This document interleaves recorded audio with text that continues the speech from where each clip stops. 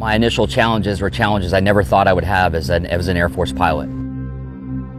I worried about heavy construction vehicles. I worried about the age of those vehicles, getting parts for those vehicles. How are we going to be able to do a major engine overhaul, engine swap when we're working out of tents? We have no concrete foundations to do that, to support that weight. And then the other challenge I never expected was the ability to get asphalt. Asphalt is what we chose to make the runway out of and all the taxiways and ramps. And to be able to create asphalt here in the middle of Niger, in the middle of Northwest Africa, proved very, very challenging.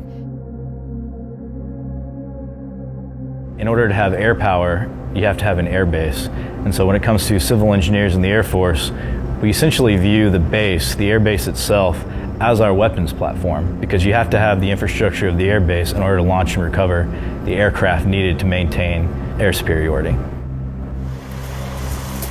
For Air Base 201, it's a completely different paradigm, where we came to a location where there was no existing airstrip or airfield that we were improving upon.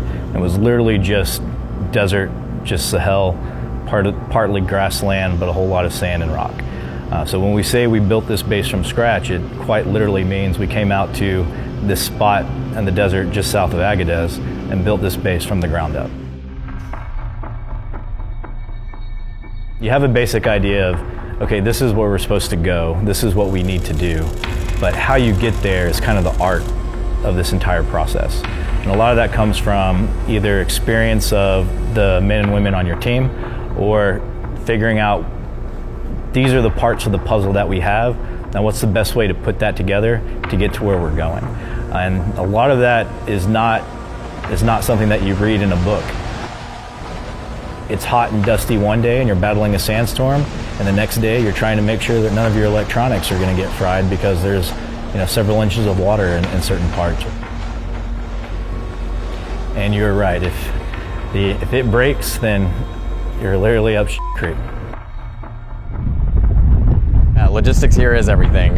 It's hard to be able to get from here to another airport. One of the biggest things in logistics is in-transit visibility, which is ITV. And when you're out here, we don't really have a ton of paved roads.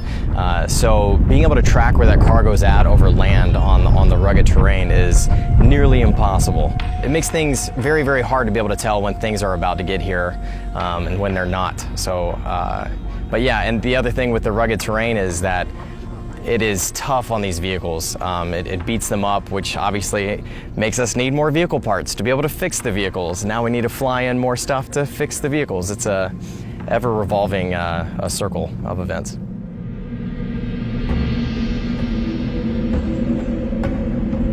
A lot of the crews that are working heavy equipment, they would like to do that at night. As we manage the way that asphalt or concrete cools or heats, we have to keep that in mind. So sometimes we do some of that at night, sometimes we do it during the day. The squadron commanders are great at figuring out what the best time to do that is. It's often based on construction, either CE or Red Horse. And then the Expeditionary Air Base Squadron leadership and the Security Forces Squadron, they flex to that. So the whole base can kind of make that shift to support nighttime construction efforts. And this will be a secondary access for security forces, fire, emergency services personnel to have quick access on a paved road as opposed to have to driving on dirt.